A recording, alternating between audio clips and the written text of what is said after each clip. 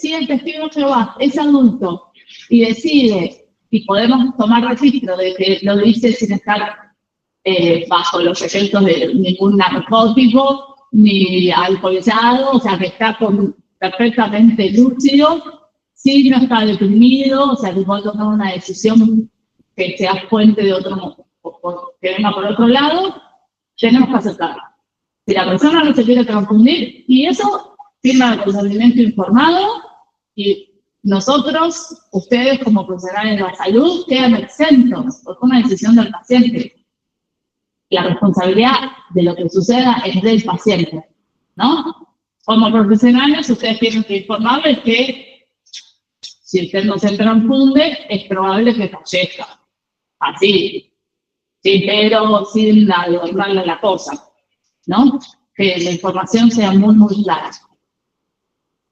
Bien, igualmente vamos a seguir charlando sobre estas cuestiones, pero piensen que es importante esto que les decía en la clase pasada, que en el ámbito de la bioética hubo cambios que vinieron desde lo tecnológico y los avances científicos y desde los cambios políticos y los cambios sociales, el rol del paciente en la toma de decisiones. No todo ya cae sobre el tipo de salud. Las personas tenemos derecho a decidir sobre nosotros, nuestros cuerpos, nuestro futuro, si someternos o no a una operación, si tener hijos o no tener hijos, ¿no? En ese sentido, ese es el cambio que se da, que se traduce en la atención de la salud en estas cuestiones que yo les estoy contando, ¿no? ¿Qué es lo que empezamos a ver? No es ya el equipo de salud decidiendo, ¿no? Entonces, es importante tomar en consideraciones.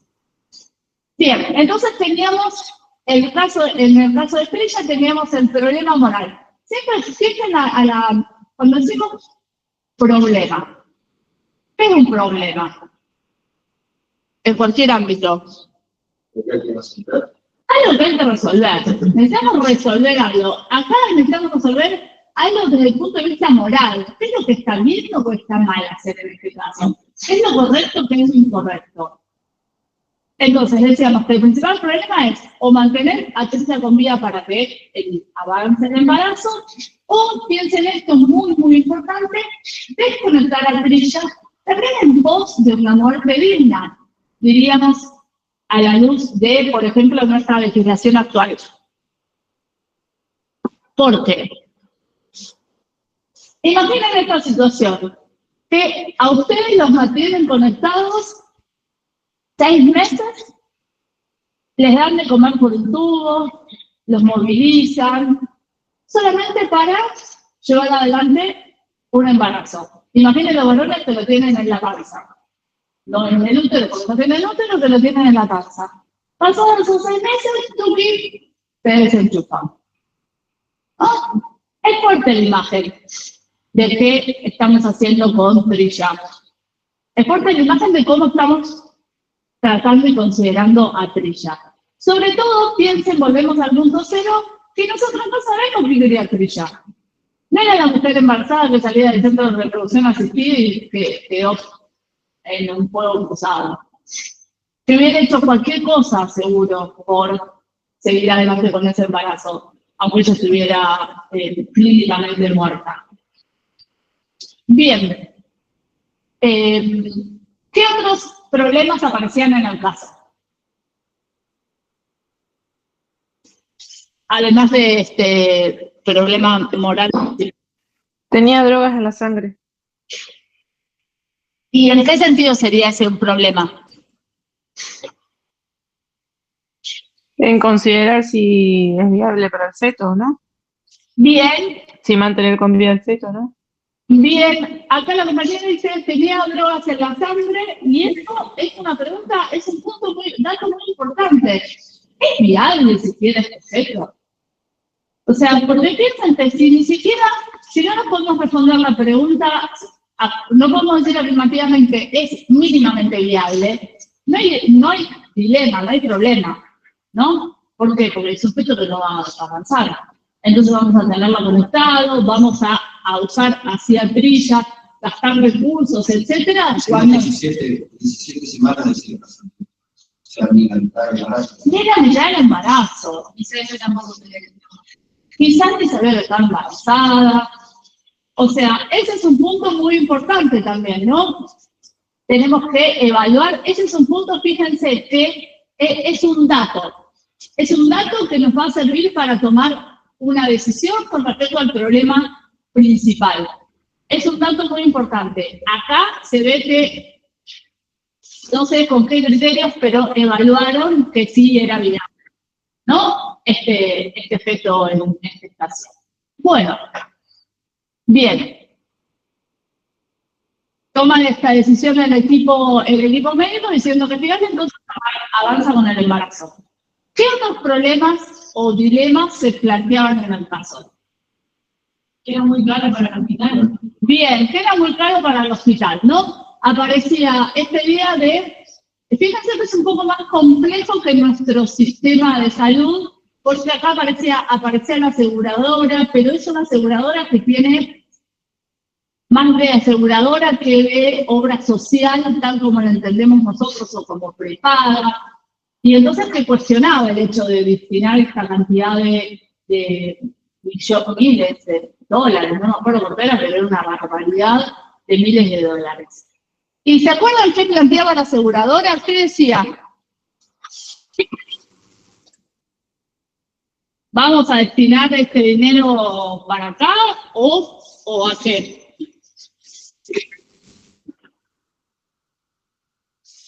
A vacunas para los niños. Claro, prioridad social. Bien, acá la aseguradora hace lo que se le llama un falso dilema. Es muy importante que estén atentos a estos falsos dilemas, que también se les puede presentar en su práctica profesional frente a ciertas obras sociales, sobre todo. ¿Por qué tenemos un falso dilema? Porque acá la aseguradora dice lo siguiente. Vamos a gastar, bueno, no sé, $500.000, ¿eran algo así? 200.000 dólares en este embarazo, o vacunamos a un montón de niños por el valor de $1 por cabeza. Fíjense que algo así lo plantea la aseguradora, como si tuviéramos dos opciones. Tuviéramos el dinero acá, los $200.000, y lo destinamos acá o lo destinamos acá, ¿no? Parecería que esa es cómo lo presenta. Ahora, es un falso dilema, porque la realidad es que está sí la necesidad de este gasto para trilla, pero esto no es real. Esto es un supuesto. Bueno, si tuviéramos este dinero, lo gastaríamos. Haría todos los niños haciendo fila ahí para vacunarse. Claro, una cosa de todos los niños, exacto, haciendo fila para vacunarse y el bebé. Bueno, listo, ahí tenés un dilema real. ¿Qué haces? ¿Gastar acá o gastar acá? Complejo también, porque podés tener una fila de un montón de niños, pero que, fíjense que las vacunas son preventivas. Acá tenés una situación también urgente que tenés que atender. O sea, es complejo también el dilema, pero esto no existe, la fila de niños no existe, no está. Eso hace mucho, ese tipo de argumentos que son absolutamente falaces, lo hacen mucho los aseguradores y los políticos. Yo no sé si les contaba a ustedes o les contaba a Cuarto, que hace muchos años Macri estaba en el gobierno de la ciudad, dice, bueno, yo voy a sacar 2 medicamentos de la cantidad de medicamentos que le daban a las personas jubiladas gratuitamente, con prescripción médica, como medicamento crónico. Piensen en medicamentos para la presión alta, o sea, cosas grosas e importantes, no cosas secundarias, ¿no? Voy a sacar 2 de esos medicamentos y este dinero lo vamos a usar para crear jardines maternales del gobierno de la ciudad, ¿no? Sacó los 2 medicamentos y ¿saben qué hizo con los jardines maternales? Nada, no lo creo. Entonces, lo vendió como un dilema, como hagamos este esfuerzo porque vamos a poner este dinero acá. Pero era un falso dilema, porque esto no estaba, no existía. Entonces, comió esta plata, no sé para qué se lo usó, yo no estoy, digamos, acusando de eso, pero estoy mostrando cómo fue un falso dilema.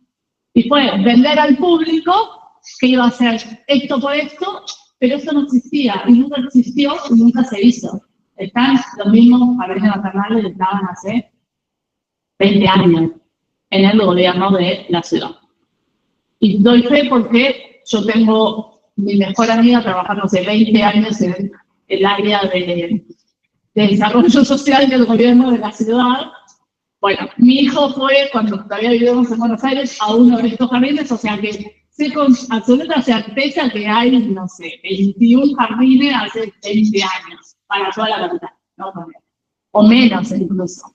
Entonces, fíjense, están atentos, muy atentos a este tipo de argumentos que pueden dar las aseguradoras, las obras sociales, sobre todo cuando tienen que hacer un gasto muy, muy grande, ¿no? Es un falso dilema, es falaz el argumento. No se sostiene en razones. A ustedes les puede pasar mucho con intervenciones muy costosas, con prótesis o con tecnología como muy moderna que sus pacientes necesiten, ¿no? Por eso es importante tener en cuenta porque esto no pasa solo en medicina, sino que pasa en cualquier disciplina de salud y muchas de las cuestiones para las que ustedes trabajan requieren de tecnología, requieren de cosas costosas, no piensen en sillas de ruedas, piensen en aparatos sobre todo como de última generación, que por supuesto ayudan más a los pacientes que los otros. Bien, los actores en juego ya los veníamos viendo, ¿no? Teníamos a Trilla, teníamos al feto, teníamos al equipo de salud. Fíjense que consultaron con el comité de ética, porque al ser un caso tan controvertido necesitaban como una opinión, un feedback por parte del comité. Estaba también la aseguradora. ¿Me estoy olvidando de alguno? Los padres, muy bien. El novio, ¿no? Que decía que era el padre del hijo. Bien. En los casos yo siempre les voy a preguntar cuáles son los actores. Porque en base a eso vamos a ver también cuáles son los caminos posibles y cómo los caminos posibles afectan a las partes. En los casos de atención de la salud, la clave siempre es el paciente, la paciente y el equipo de salud. Eso es lo que ustedes siempre tienen que estar mirando. Ustedes siempre tratan de ver los casos desde su rol de profesional de la salud. No ponerse en el lugar del padre, la madre, ¿no? Sino el profesional de la salud. Pero fíjense, como a ustedes les pasa y les va a pasar, la familia fue un rol en la atención de la salud. No solo en menores de edad, un rol central, ¿no? Y en no menores de edad, en mayores, también van a jugar un rol. Pero fíjense que también, en los casos, el punto principal, siempre lo que tenemos que ver es paciente o pacientes, fíjense que acá teníamos a Trilla y al feto, y el equipo de salud, que es en última instancia quien es responsable de la toma de decisiones, ¿no? Bien, ¿quedaron alguna pregunta de Trilla? Creo que, ¿qué hubieran dicho ustedes? Por acá y virtual, las y los escucho, a ver qué dicen.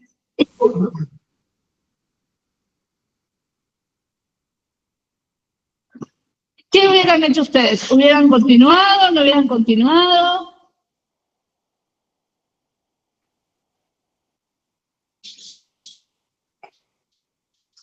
Y si era viable el feto, yo hubiese continuado con el feto. ¿Cómo? Si era viable el feto, hubiese continuado con el feto.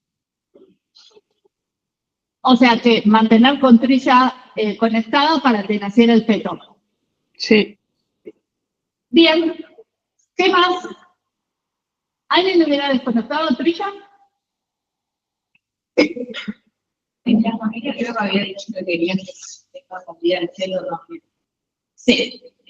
La opinión de la familia era que la mantuvieran con vida. pero medio tenerla como jugadora a ella.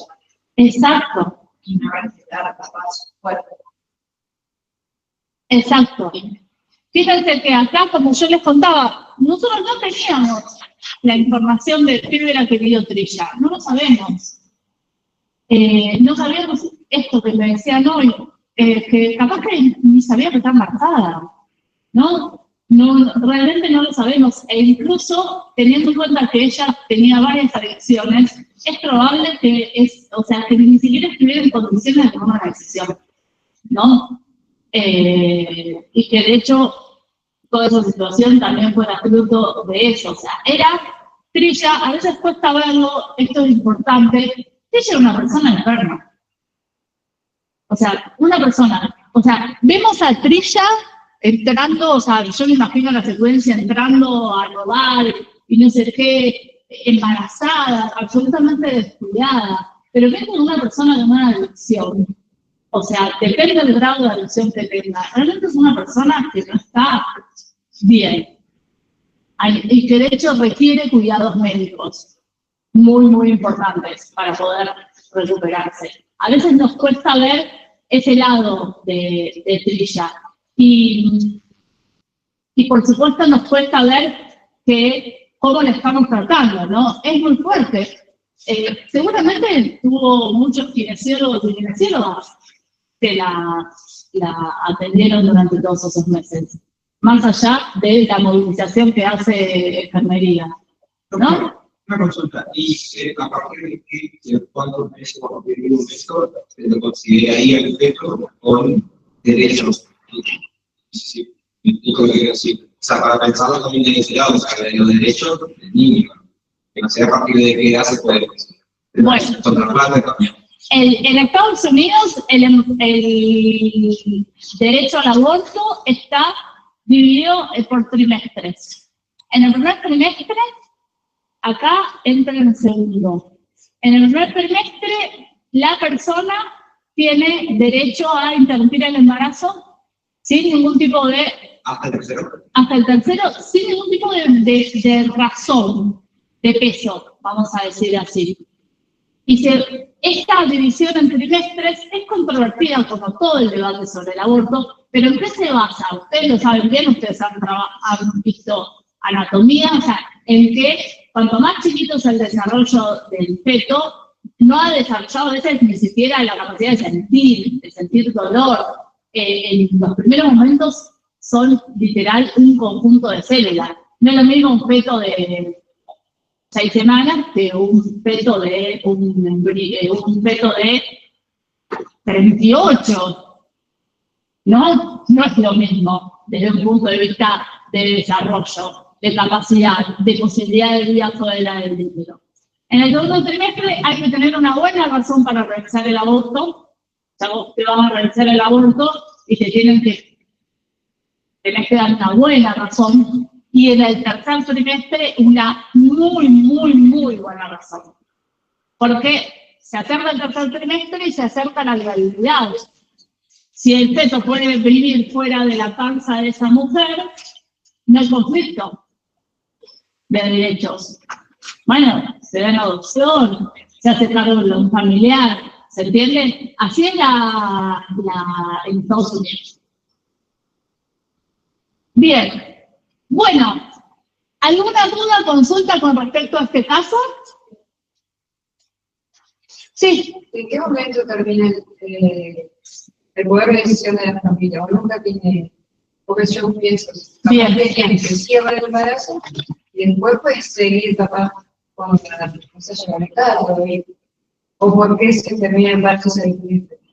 Bien. En el caso de Trilla, en general, salvo que haya un pedido explícito, cuando la persona tiene muerte cerebral, se puede desconectar. Puedes tener a la persona conectada. Eso pasó acá con Cerati, ¿no? La mamá no quería desconectarlo. Hay bastante hermetismo en el caso, pero es un caso que nos puede resonar mucho porque pasó acá un gran músico argentino, digamos. Algunos decían que Cerati tenía la posibilidad de conectar y movía un dedo, pero se supone que no, que tenía muerte cerebral y entonces que se podía desconectar. Pero que si la familia no quiere y, por ejemplo, se hace cargo de los gastos o se hace cargo de la aseguradora, puede quedar conectado.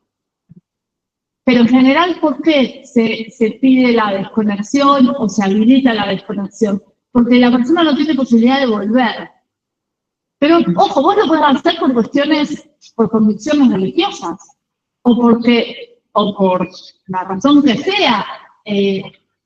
Cuentan que la mamá no podía tomar esa decisión, en el caso de Serapi, de dejar ir a su hijo, ¿no? Entonces, no lo desconectaba. Porque ya cuando hay muerte cerebral, ya ese cerebro ya no va a volar. Ya no hay chance de que vuelva a conectar con el mundo. No es que está en ese intermedio en el que esos casos que, volvió después de 5 años. No, si es estado vegetativo persistente, el electroencefalograma es plano completamente. No hay ningún tipo de actividad cerebral. Entonces, ¿se puede desconectar o no se puede desconectar? Entonces, la familia puede mantener económicamente, se puede seguir, digamos. Se podría seguir, ¿sí? Sí. No te la, a ver, vamos a decirlo así, no te la pueden desconectar. Como pasó con el caso Serapi, la ley ya lo avalaba, para que ese caso se desconectara. Antes de esta ley, que es muy importante para ustedes, de 2012, no podríamos desconectar.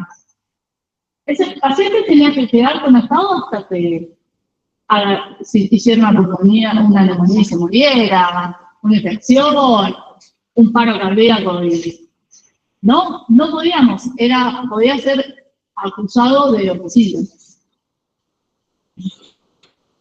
Bien, ¿alguna otra pregunta? Bueno, cualquier cosita igual me dicen. A ver si... quienes están conectados, ¿ven acá la pantalla de la clase? Sí, profe. Sí. Sí, profe. Ahí cambié una...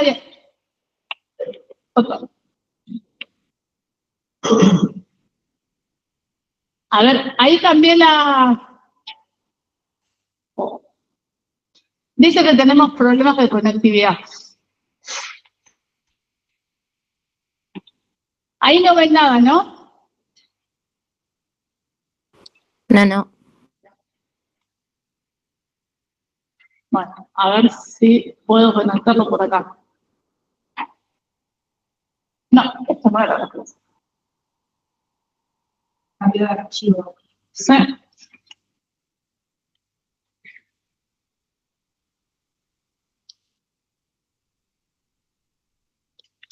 Pero ¿cómo puede ser?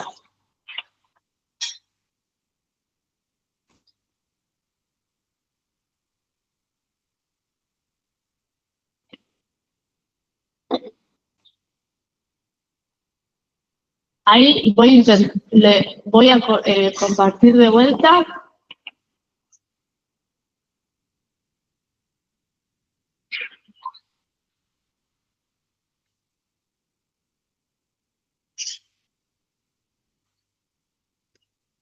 Dejo de presentar y vuelvo a presentar.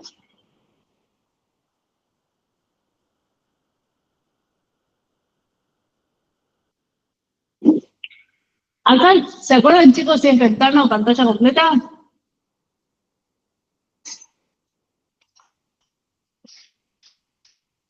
A mí me agarra amnesia de cuatrimestre. Con esto. A ver.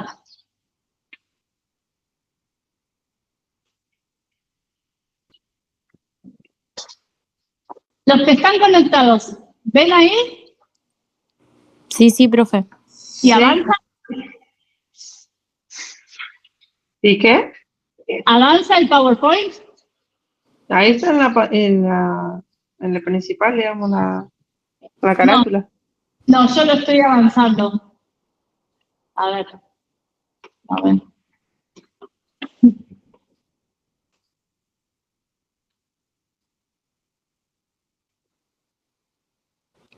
Ahí sí. ¿Ahí sí? Bueno, Sí, sí. si no ahí ven más o menos. Sí. Lo dejamos así porque si no se nos va a pasar el rato. Bueno, hoy vamos a empezar con la segunda parte de la unidad número 1 que se llama ética de la investigación. ¿Ustedes saben qué es la ética de la investigación? Pregunta número 1 y pregunta número 2. ¿Saben qué es la investigación? También denominada, la que vamos a analizar nosotros, investigación biomédica. ¿Saben? ¿Se imaginan qué es?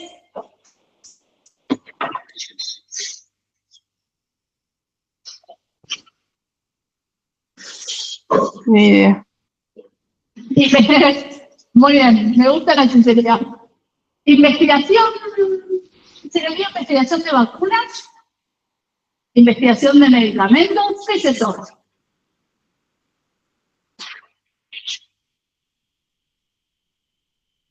Los medicamentos los sacamos surgen por obra del Espíritu Santo. ¿Magia? ¿Cómo sabemos si un medicamento es o no terapéuticamente correcto para la dolencia a la que yo estoy prescribiendo? ¿Cómo lo sabemos? Mediante pruebas. Mediante pruebas. ¿Qué tipo de pruebas?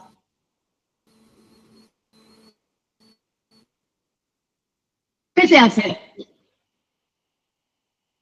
Pruebas con personas. ¿Cómo? Pruebas con personas. Bien, se hacen pruebas con personas.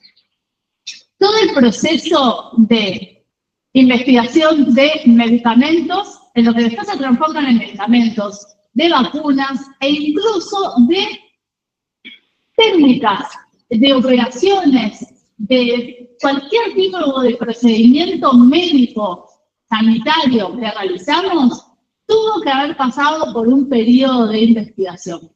¿Para qué? Para saber que, uno, eso no daña a la persona a la que lo estamos sometiendo. Tenemos que saber si el magneto hace lo que queremos que haga y no daña a la persona. Y si daña, saber a quién daña y cómo. Por ejemplo, una mujer embarazada. O el magneto es el que está contraindicado con marcapaso también, o alguien que tiene un marcapaso.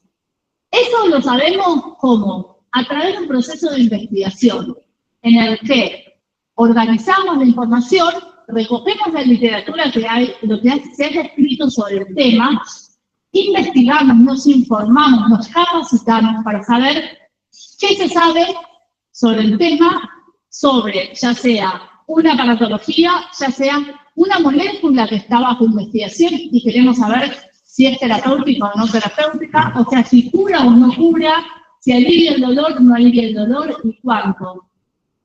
¿Y cómo se hace eso? Primero en el laboratorio, ¿no? Sobre todo, vamos a charlar ahora de medicamentos, en el laboratorio, ¿no? Los científicos prueban, van haciendo pruebas de las moléculas que descubrieron y en base a eso van viendo si es efectiva para lo que consideran, hipotetizan que es efectiva. Y luego de varias fases, ese medicamento pasa a los seres humanos, en fases muy, muy avanzadas, después de muchos años de investigación en el laboratorio. Primero se hace en el laboratorio, se hace mucha investigación que involucra animales, que hay muchas cuestiones éticas ahí involucradas, y luego, cuando se considera que es segura, pasa al ser humano. ¿Pero qué pasa? No sabemos en la práctica qué va a pasar una vez que hace ese salto de los animales o del laboratorio al ser humano. Puede que la persona se muera. Es así. Es así. Por eso es un proceso tan cuidado, que está dividido en fases, tiene al menos 4 fases, las fases de investigación. Recién en la tercera fase se habilita, y todo esto está regulado, en nuestro país está regulado por la ANMAT, Agencia Nacional de Tecnología Médica y de Medicamentos, algo así es decirla. En Estados Unidos es la FDA, Food and Drug Administration, que es una de las agencias, junto con la equivalente europea, que es la EMEA, son quienes más aprueban medicamentos en el mundo, ¿no? En general, todos estos procesos de las primeras fases de los medicamentos se hacen en Europa, se hacen en Estados Unidos. En general, en Latinoamérica, empezamos con la tercera fase. Las primeras fases requieren mucho conocimiento. O sea, si ustedes participaran como sujetos de investigación o participantes en una investigación, quedan, si están en general en el hospital, en un sanatorio, internados. ¿Por qué? Porque tienen que estar midiendo que el medicamento ese no afecte el hígado, los riñones, el corazón, no te dé un paro cardíaco, o sea, tienen que estar cuidando todos los parámetros. Todos los cuidados que tenemos con las personas que participan en la investigación son parte de lo que denominamos ética de la investigación. Esta ética de la investigación incluye el cuidado de las personas e incluye las regulaciones que aplican a la investigación con seres humanos, para que esos procesos los hagamos según los lineamientos internacionales, por una parte, las leyes del país en donde esto se está llevando a cabo, y en tercer lugar, algo igual de importante, segundo, los estándares que se han aplicado a la investigación en cuestión. Hay investigaciones muy complejas, por ejemplo, investigaciones que involucran medicamentos denominados así genéticos. Hay medicamentos que son simplemente como pruebas que se hacen como de equivalencias, en los que tenemos un medicamento y tenemos otro similar, o sea, una molécula muy similar, y vemos cuán equivalentes son. En realidad, porque según el laboratorio, cada laboratorio como que tiene una receta de un medicamento. Según cómo elaboran esa receta, es como se va a poner y por eso el genérico. Claro, el genérico, a ver, esto es la parte científica. Ahora les cuento la parte comercial de esto. ¿Saben lo que es una patente? Que alguien tenga una patente de algo.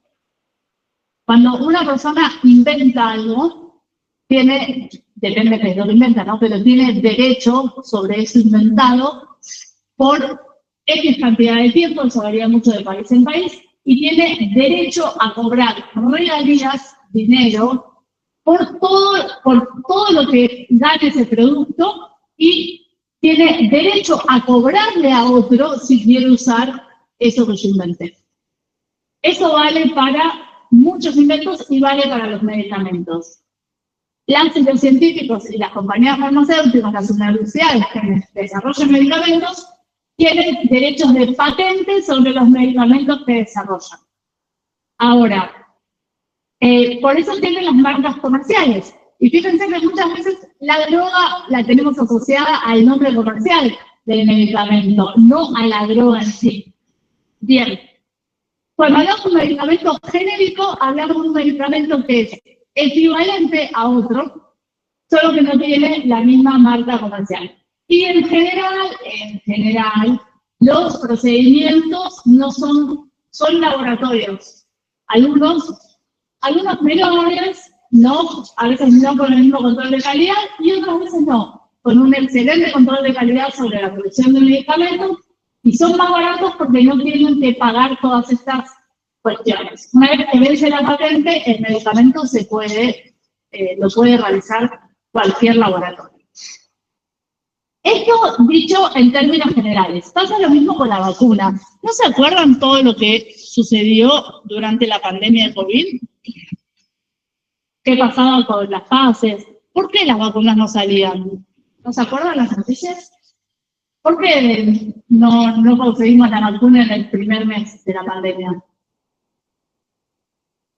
Se estaban haciendo pruebas. Es terriblemente difícil, chicos, saber qué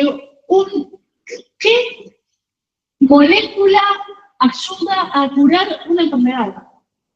Es científicamente muy difícil. hay muchos hallazgos que han sido fortuitos, que descubrieron que simplemente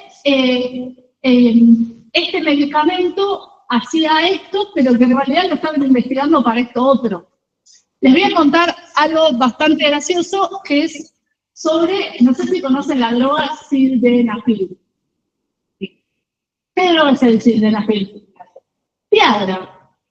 El Viagra no se estaba probando para la virilidad masculina, vamos a decir así. Se estaba probando como un tipo hipertensivo o un hipotensivo. Un medicamento, no lo considera para subir la presión o para bajar la presión. El protocolo en el que estaba metido el sildenafil, se llamaba en ese momento la droga, era para ver si bajaba la presión o subía la presión. Una nueva droga, no sé si saben que en medicamentos hipotensores e hipertensores hay un montón, afortunadamente. Tenemos drogas como el Alapril, Valsartán, y hay un montón de drogas combinadas, ¿no? Que se usan para o bajar la presión o subir la presión. El sildenafil la estaban probando para eso. ¿Y qué se encontraron? Con que los varones que estaban consumiendo sildenafil tenían una situación muy particular, muy persistente, y el laboratorio dijo, listo, esta es la mía. Y así descubrieron el Viagra, que era probado para otra cosa. ¿Saben los años de las pruebas que se han hecho para lograr lo que logra el Viagra? Los miles de millones de dólares que se han gastado, y se descubrieron que se vean. O sea, ¿por qué les cuento esta anécdota? Porque a veces se piensa que es como sencillo, pero es muy difícil, es muy costoso hacer todas estas pruebas en el laboratorio. Eso no justifica que cobren lo que cobran las compañías farmacéuticas por los medicamentos que, no sé si ustedes saben, pero son costosísimos, porque a veces los medicamentos son baratísimos. Hay medicamentos que son costosos, pero hay medicamentos que salen décimas de centavos, que no salen nada en cuanto a lo que contiene, ¿no? Pero no obstante te lo cobran unos $1.000 por comprimido, más o menos. Por eso les decía que primero hablamos de la parte científica y después hablamos de la parte comercial. La producción de medicamentos está en este ámbito que mezcla investigación desde las universidades, pero también mucha investigación comercial. Alguien tiene que bancar todo esto. Y en general son las grandes compañías farmacéuticas. Piensen en Pfizer, piensen en Bayer, piensen en compañías de ese estilo. Ellos ganan mucho dinero, sobre todo en los primeros años en los que tienen las patentes exclusivas de los medicamentos. El Viagra, el sildenafil, debe estar bajo patente. No debe haber medicamento genérico, creería yo, porque no hace tanto que salió a la venta y entonces todavía tiene la patente exclusiva. Bien. Cuando vuelvan a sus casas, les pido para la semana que viene que agarren del botiquín cualquier medicamento y saquen el prospecto. Y van a ver que ahí en general les van a decir, va a explicar todas esas datas, todas esas letras chiquititas, es todo fruto de toda esta investigación que se hace atrás. Se excreta por tal lado, a las tal horas está la mayor concentración de sangre, está indicado si pesas más en los niños entre 0 y 12 kilos está en la dosis, toda esa información se llevó con este proceso, todas estas fases de investigación. Incluso a veces refieren a las fases, ¿no? En qué fase se encuentran. Cuando están en la tercera o cuarta fase se puede liberar al mercado con vigilancia farmacológica, pero ya administrar en seres humanos. Ya se considera que es seguro. Lo que pasa es que se sigue vigilando, ¿por qué? Porque hay efectos adversos de los medicamentos que aparecen 1 en 1 millón. Entonces, solo cuando llega el 1 millón, ahí vamos a ver, bueno, acá le dio dolor de cabeza. Entonces, eso se agrega al prospecto. efecto adverso muy poco frecuente, jaqueca, ¿no? Y así. Pero hagan ese ejercicio de ver, esa es toda la previa que tenemos para los medicamentos. Yo les decía que también se aplica a la tecnología, a las operaciones, todos los aparatos que usan ustedes tienen que pasar por algún proceso. No podemos simplemente ponerlos. Y eso tiene que estar cuidado, porque si no está cuidado, no sabemos realmente si hace lo que tiene que hacer y cómo lo hace. Bien. ¿Alguna duda, consulta hasta acá? Yo sé que hay mucha información. Vamos a seguir por este lugar. Si alguien quiere leer, además del texto de Macri, algo más sobre investigación, me avisa y le subo a Carlos un capítulo que es bastante informativo. Así que cualquier cosita me avisan. Bien, acá yo en el PowerPoint les ponía, investigación es una actividad cuyo propósito es adquirir conocimiento generalizable o colaborar en su adquisición. ¿Por qué hablamos de conocimiento generalizable? Porque ese conocimiento que nosotros obtenemos tiene que ser replicable en cualquier situación. En el Enalapril, un hipotensor, un medicamento que baja la presión arterial, tiene que servir para cualquier ser humano en Argentina, en India, en Chile, en cualquier lado, ¿no? La información que nosotros tengamos tiene que poder ser reproducible. Cuando hablamos de investigación básica, como les contaba, es la que se realiza en laboratorio o con animales, y la clínica es la que se realiza con seres humanos. Y también con datos e información referida a estos. ¿Cuáles son las diferencias entre la práctica médica y la investigación? Fíjense que en general quienes hacen investigación son médicos, ¿no? Además, bueno, de biólogos y otros profesionales de la salud. Pero fíjense que no es lo mismo actuar como médico de un paciente que actuar como médico investigador. Esto es sumamente importante, porque a ustedes también les puede pasar. Ustedes pueden ser kinesiólogas, atendiendo a su paciente. Eso es un punto. Estarían ustedes de este lado, de la práctica médica, práctica sanitaria, o pueden estar del lado de la investigación, probando a ver si es mejor este tratamiento estándar, por ejemplo el magneto, frente a otro tratamiento, ¿no?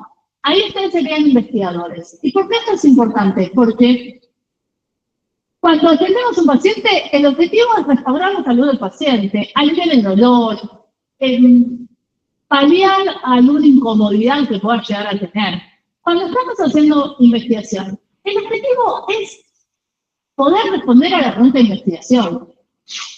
¿Usamos pacientes? Claro que los usamos. Por eso, y sujetos de investigación, así llamados, me gusta más decirles participantes. Por eso tenemos que cuidarlos un montón. Por eso tenemos que, la persona tiene que participar sabiendo que participa de una investigación, sabiendo que está participando de eso, pero no es porque lo estamos tratando a él o a ella, sino porque estamos tratando de responder una pregunta de investigación. En investigación, la clave, uno de los ejes principales de los aspectos éticos es el consentimiento informado. Que la persona acepte, entendiendo en qué se está metiendo, voluntariamente si quiere o no participar en la investigación. Eso es central. La persona tiene que saber que no la estamos tratando a ella o a él, sino que está participando en la investigación que nos va a dar información, que le va a servir a ella o a él en el futuro, probablemente, pero que probablemente lo que más haga es servirle a otros pacientes. Les cuento una investigación muy sencillita, fácil de entender, para ver esta cuestión. En el Hospital Italiano de Buenos Aires, hace más de 20 años, participaron de una investigación en la que querían ver si según la literatura y según lo que se sabía, lo que se ha visto en la atención de neonatos y de niñas y de niñas, quería saber si había diferencia o no al cortar el cordón umbilical, ni bien nacía el bebé, al minuto o más de 5 minutos, ¿no? La hipótesis era que retardar el corte del cordón umbilical favorecía que todos esos nutrientes y todos esos anticuerpos que tiene lo que se transmite de la mujer al bebé, los puede retener mejor el bebé, ¿no? Antes de que se corte. Puede quedarse con todo eso antes de que ese cordón se corte. Fíjense qué interesante la pregunta, qué sencillo en un punto de responder y qué importante. Hay un montón de anemias infantiles que parecía que, esa era la pregunta de investigación, que parecía que este retardo en el corte del cordón favorecía. O sea, más tardaban en cortar el cordón, menos anemias había. Bueno, ¿cómo se organizó la investigación? 3 grupos. Al primer grupo de mujeres se les pedía que se les iba a cortar el cordón umbilical ni bien nacer el bebé. Al segundo grupo de mujeres, el B sería al minuto, y al tercer grupo a los 5 minutos. ¿Qué pasaba? ¿Cómo se enrolaban los participantes? Se pasaba por las distintas salas, los obstetras les iban contando a las mujeres, les mostraban el consentimiento informado, les explicaban y la persona aceptaba. En este caso, ¿qué grupo te tocaba? Era random, al azar. O podías aceptar, participar o no, pero no sabías si te iban a cortar a los 5 minutos, si te lo iban a cortar al minuto o si te lo iban a cortar inmediatamente. Te tocaba. Entonces, es importante eso, entender que suelen ser, se llaman en general el lugar estándar de los experimentos, de la experimentación científica, es randomizado, no sabemos a qué grupo nos va a tocar, si nos toca, por ejemplo, que lo hacen el A, el B o el C, y no, el profesional de la salud, investigador, no sabe qué le tocó a la persona. ¿Para qué se hace eso? Para evitar el efecto placebo. ¿Me cortaron el cordón a los 5 minutos? Sí, yo ya vi que estaba más rosadito, ¿no? O lo ve el médico, sí, acá parece que sí.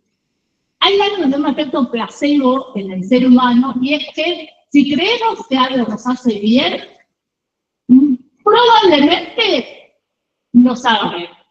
Probablemente. Y esto está probado, está mostrado. Si le doy a mi paciente algo que sé que le va a hacer bien, es más probable que vea mejorías a que vea que ha empeorado su estado de salud. Esto se llama el efecto placebo. Entonces, tenemos que evitar ese efecto. Entonces, se hacen al azar y a doble ciego, ¿no? En este caso, era difícil hacerlo a doble ciego porque la mujer sabía, o se lo cortaban en el momento, al minuto o a los 5 minutos, ¿no? Pero, en general, con los medicamentos se suele hacer eso. Bueno, el Hospital Italiano participó, entre otros hospitales a nivel mundial, esto se hizo a nivel mundial, y se mostró que sí, que cuanto más retardás el corte del cordón umbilical, mucho mejor es. Y en general se usa como protocolo, no en todos los centros de salud, pero la literatura recoge eso, que esos 5 minutos, y además, no sé si vieron que cada vez más te dicen que lo primero que tenés que hacer es dejar acercar el bebé al contacto físico, literal, del cuerpo, de la piel de la madre. Y dejarlo ahí, descansando ese ratito, una vez que ya se respira, por supuesto, y todas esas cuestiones, pero esos 5 minutos y después se corta. Pero fíjense que para poder responder esa pregunta se tuvo que hacer todo esto, que duró años, ¿no? Y en este caso fue favorable. El punto que les quería contar con todo este caso es que, fíjense que ahí la mujer, al que le cortaron el cordón en el minuto 0. Bueno, ella estaba colaborando y su bebé con la investigación, con algo que iba a favorecer o iba a mejorar la salud de otros bebés, ¿no? La persona tiene que aceptar eso y saber que están colaborando con el avance de la ciencia. ¿Se entiende? No la estaban atendiendo a ella en especial, ni a ese bebé. Eso es el punto importante. Bien, por eso es importante ver que una cosa es cuando sos paciente y una cosa es cuando sos participante. ¿Hay obligaciones éticas en ambos casos? Claro, por supuesto, pero fíjense que son diferentes. Y está bueno que esos roles no se crucen, ¿no? Además, porque se imaginarán que también hay mucha falta de ética en este punto, ¿no? Cuando profesionales de la salud convocan a sus propios pacientes a participar en investigaciones, vendiéndoles, entre comillas, que están haciendo algo por su salud cuando en realidad están investigando, ¿no? Eso tiene que estar muy, muy claro. Bien, a ver, vamos a ver cómo estamos de hora. Bien. La ética de la investigación, esto lo van a ver muy, muy bien en el texto de Ruth Macklin, tiene una historia muy, muy oscura. Uno de los primeros casos que salen a la luz son la investigación y la experimentación que se hizo en época de guerra. No sé si ustedes han escuchado hablar de las investigaciones que hicieron los nazis con los prisioneros. ¿Han visto algún documental? ¿Han escuchado? ¿Saben algún caso?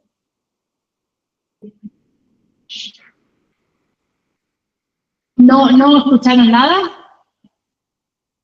Durante la Segunda Guerra Mundial, en la Alemania nazi, como parte también de su ideología racial, de limpiar justamente la especie del impuro, de lo que no fuera ario, buscaban hacer investigaciones. Una con ese propósito, de limpiar literal el linaje. Otro con el objetivo de, por ejemplo, saber cómo proteger mejor a las tropas que fueran a luchar en el frente. Entonces, investigaron sobre enfermedades tropicales, enfermedades que se podían afectar. En Europa, por supuesto, en el norte hace muchísimo más frío que en nuestra parte del hemisferio. Y, por ejemplo, querían saber si un soldado se les caía la volada, si valía la pena o no rescatarlo. Ahora les voy a contar cómo hicieron esas pruebas. Muchos de los prisioneros de guerra, que fueron los sujetos de investigación de los nazis, por supuesto no consintieron en participar, eran prisioneros. Y se encontraron los investigadores nazis que tenían muchas personas disponibles para hacer lo que quisieran. Ya les adelanto, esto pasó lo mismo, acá se los pongo, en Japón. No, porque a veces parecería que todos los nazis, ¿no? Pero digo, en Japón pasó exactamente lo mismo. Investigaciones de una crueldad absolutamente inédita, después descubrimos, que se llevó a cabo en lo que se llamaba el Escuadrón 731, que estaba como en los papeles puesto como una unidad de investigación y docencia, como si les dijera. En realidad hacían investigación con seres humanos. ¿Qué hacían los nazis, por ejemplo? Esta investigación del agua helada. Agarraban un conjunto de prisioneros, imagínense que ustedes son mis prisioneros y yo quiero chequear si vale la pena o no rescatar a mi soldado. Entonces, imaginen que ahí hay un lago de agua absolutamente helada. Entonces, agarro y tiro toda esta fila al agua y los dejo 15 minutos.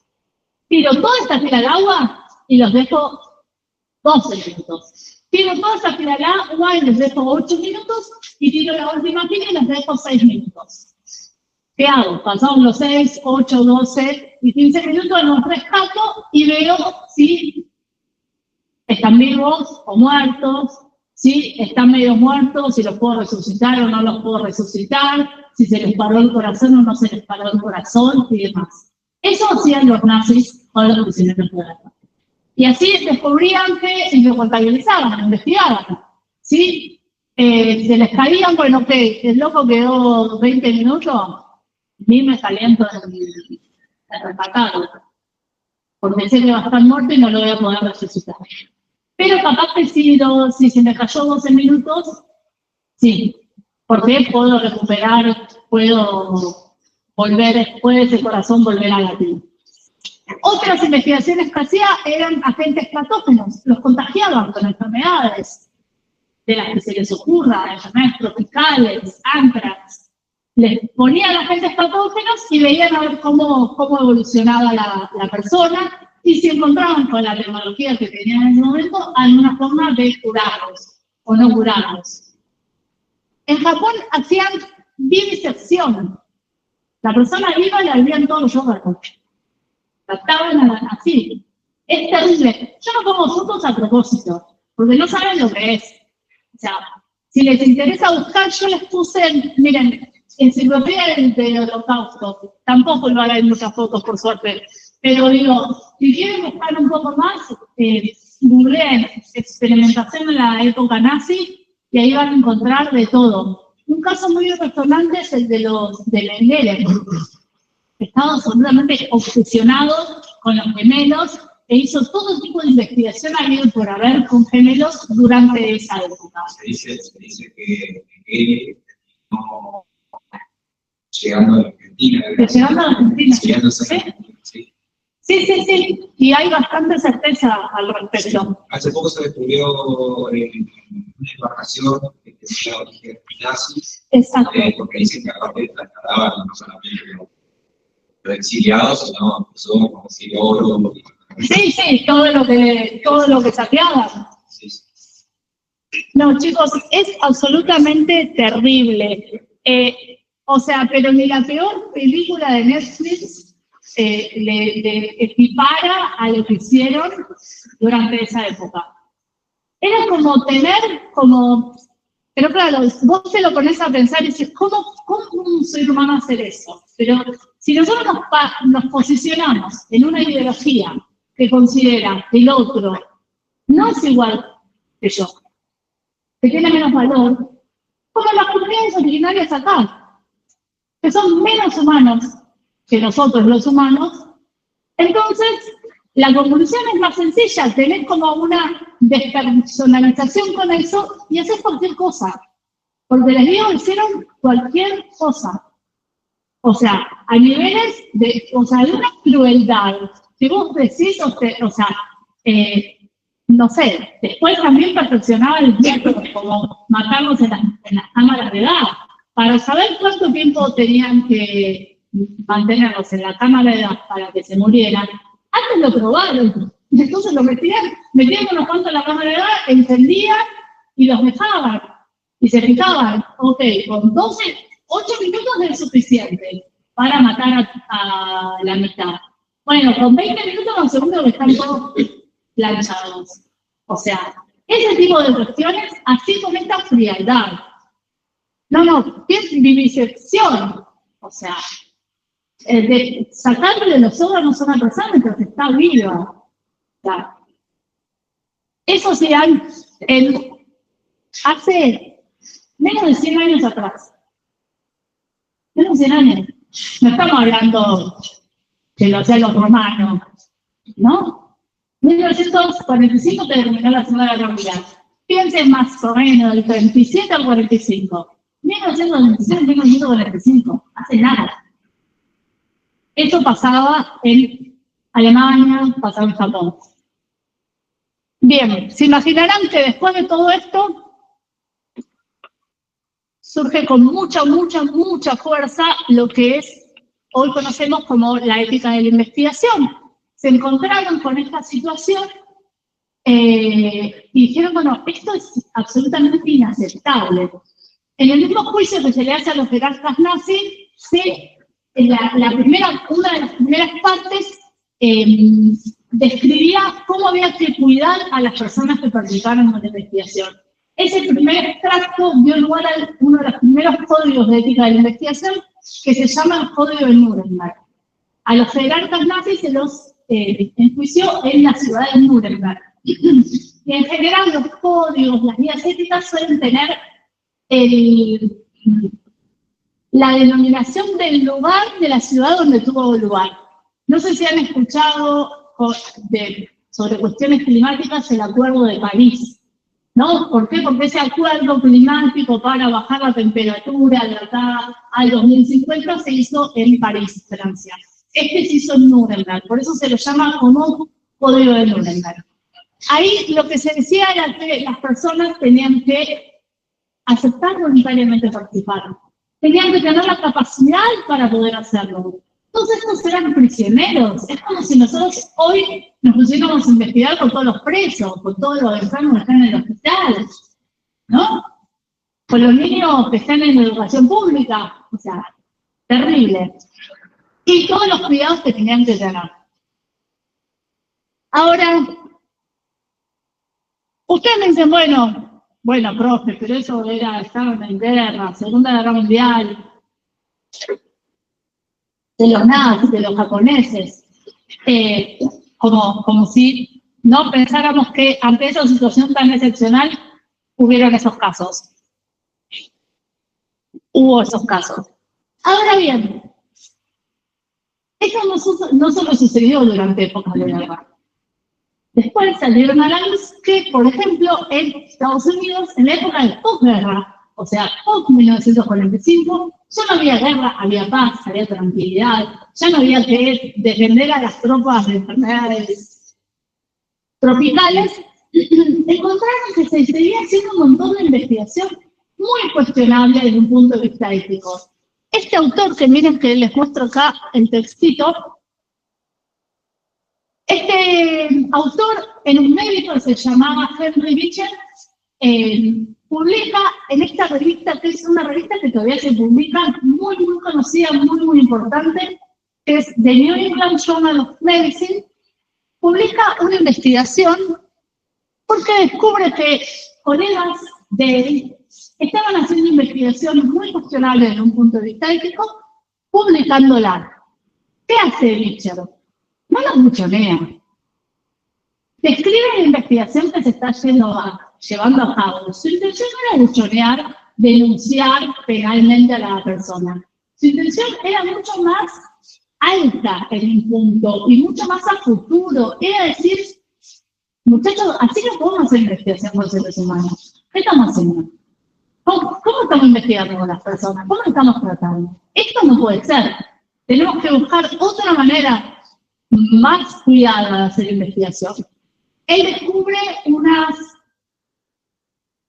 20 investigaciones. Una de ellas, por ejemplo, se las cuento, es la que dice en 1967, Willowbrook State School. Era una escuela para chicos con discapacidades cognitivas que estaba saturada de estudiantes porque todos querían entrar a esa escuela porque era una escuela, digamos, estatal, piensen más o menos como las nuestras, la persona no tenía que pagar. Entonces, ustedes saben que tener un chiquito o una chiquita con algún tipo de discapacidad es terriblemente costoso. Acá teníamos bastante ayuda al respecto. La persona puede tener un certificado de discapacidad, tiene un montón de cuestiones cubiertas en materia de salud y de atención y cuidado, de escolaridad, etcétera, etcétera.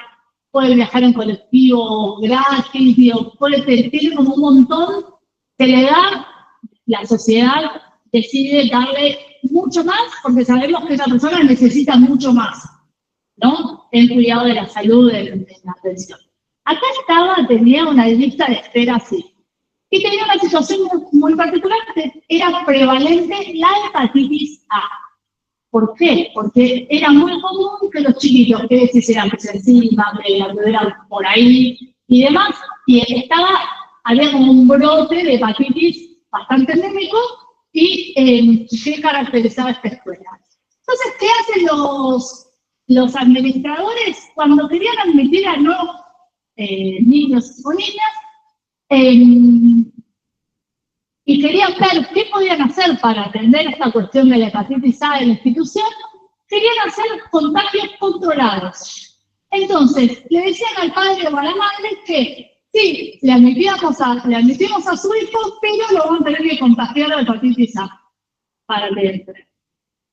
Porque querían ver qué formas de prevenir la hepatitis eran mejores, eran peores, y lo que necesitaban eran muchos sujetos con hepatitis A. Así era la investigación que Nietzsche descubre y dice, ¿qué estamos haciendo? ¿Cuál les parece que es el problema para estos padres? ¿Creen, si vos tenés un niño o una niña con discapacidad y te dicen eso, ¿vos estás en condiciones de tomar una decisión autónoma?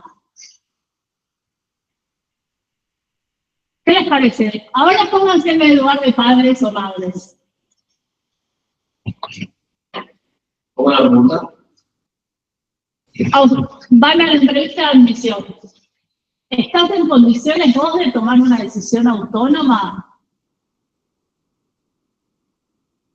Ya ustedes dicen, bueno, el nene entra, pero te lo contagio. Me voy a otro jardín.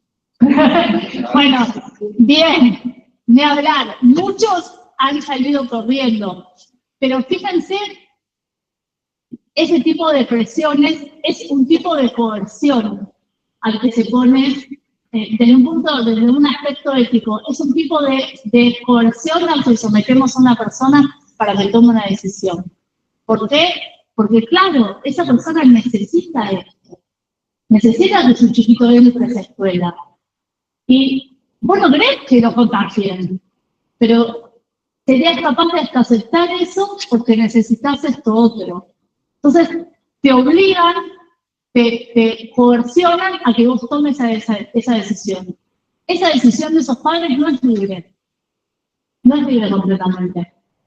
Vos harías como dice la compañera, que yo otro jardín.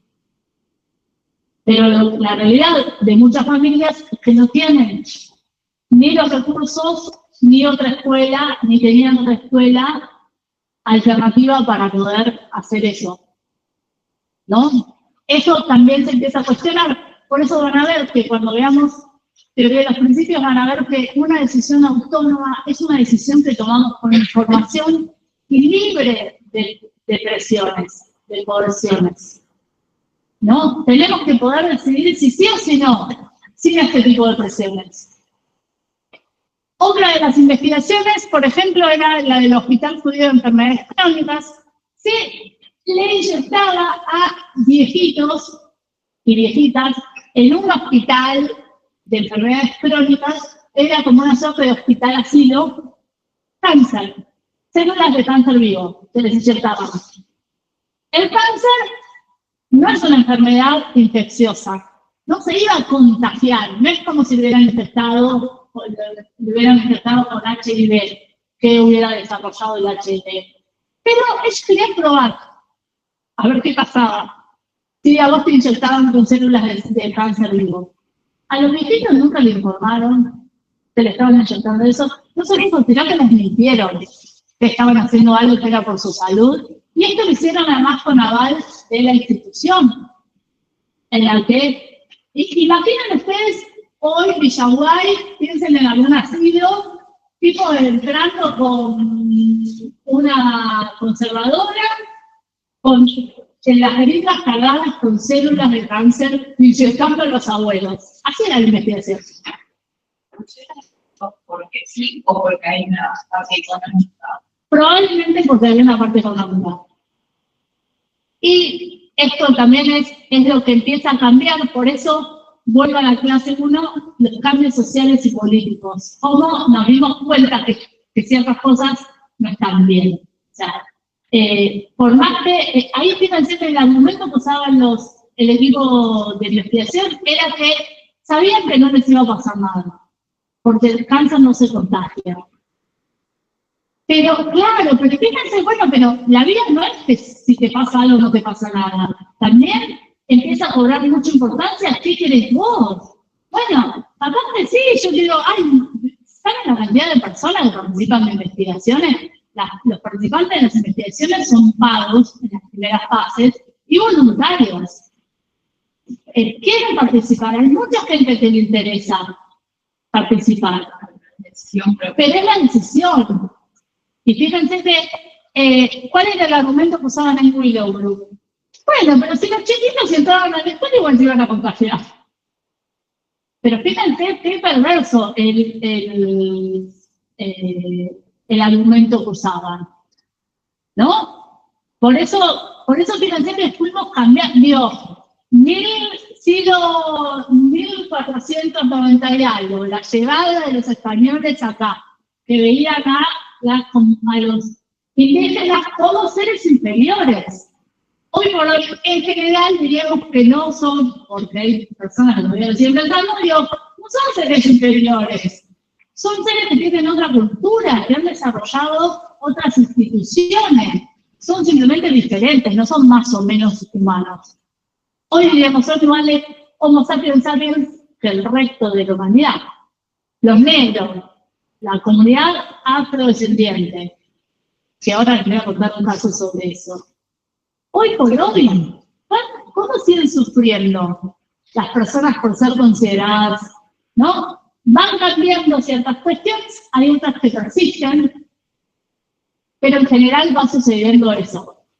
Pero fíjate que como estos casos ponen la alerta sobre personas que están siendo coercionadas para participar, personas que se les están mintiendo, personas que no las dejan decidir por estar encerradas, porque son prisioneras. Entonces todo esto va sumando, que después se traduce en guías y códigos de ética y leyes positivas en los países. De qué podemos hacer cuando investigamos y qué no. Acá estamos en los albores, en los inicios, en los que no sabían cómo investigar. La investigación que quería contarles, la última, se llama Tuskegee. Hay una película también sobre esto. Creo que en algún momento estuvo en Netflix.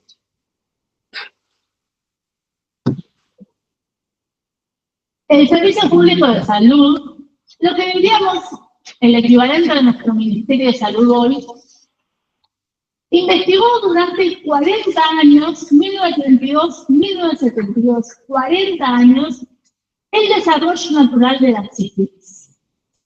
¿Qué pasaba?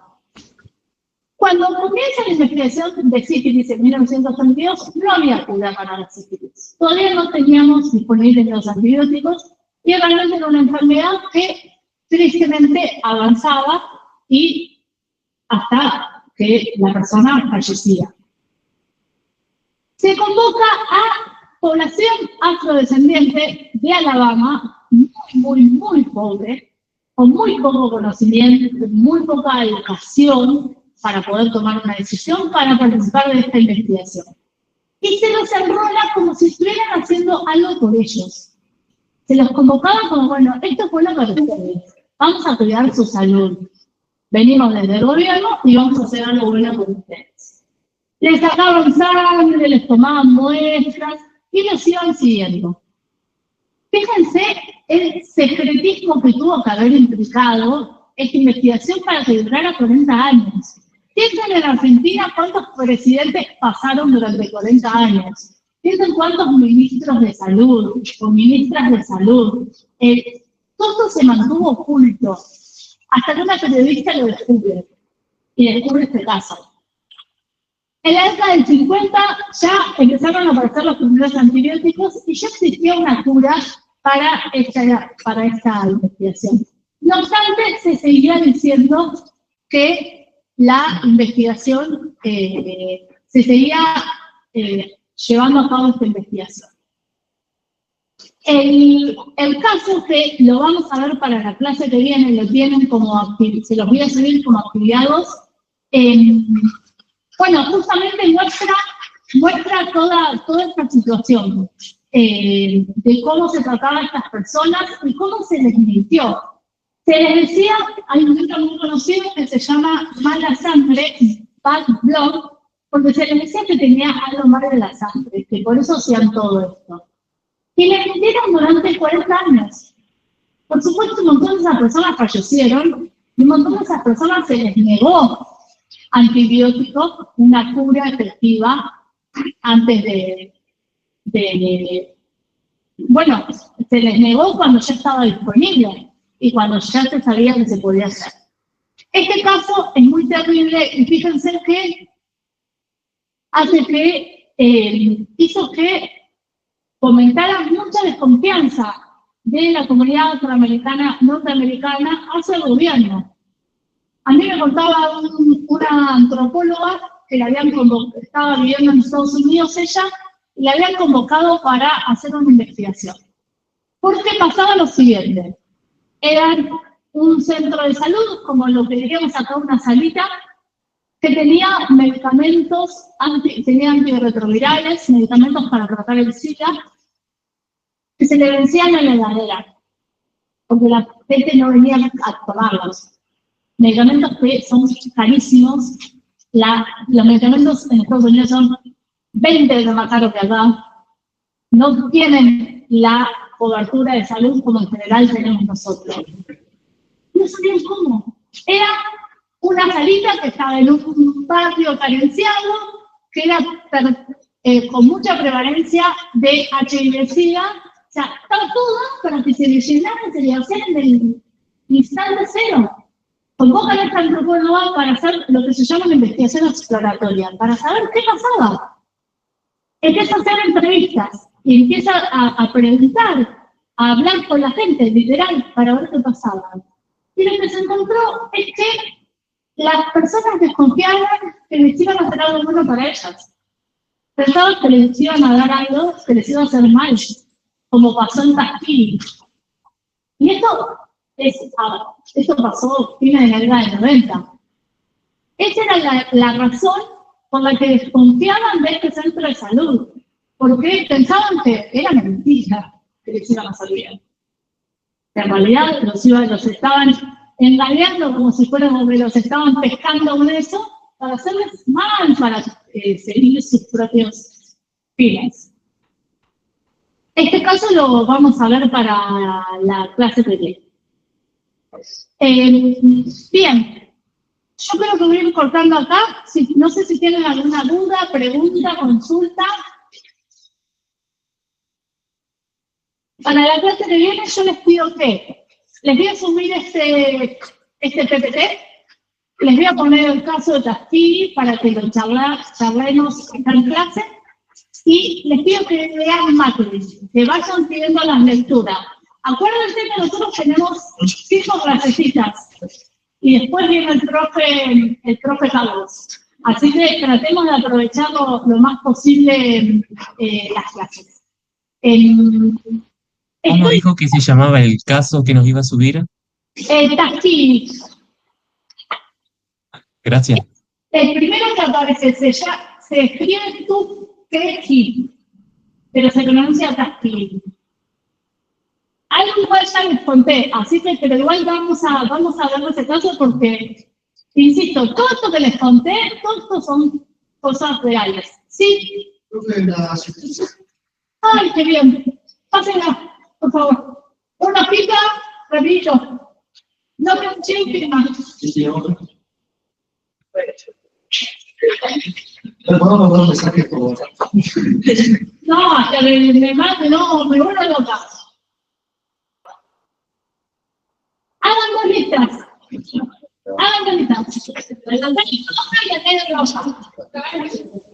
No crean, decir encima. Háganse acordar si tienen los presentes. Porque yo me pongo a leer sonidos. Bueno, chicos, los que están conectados, si quieren, se pueden desconectar.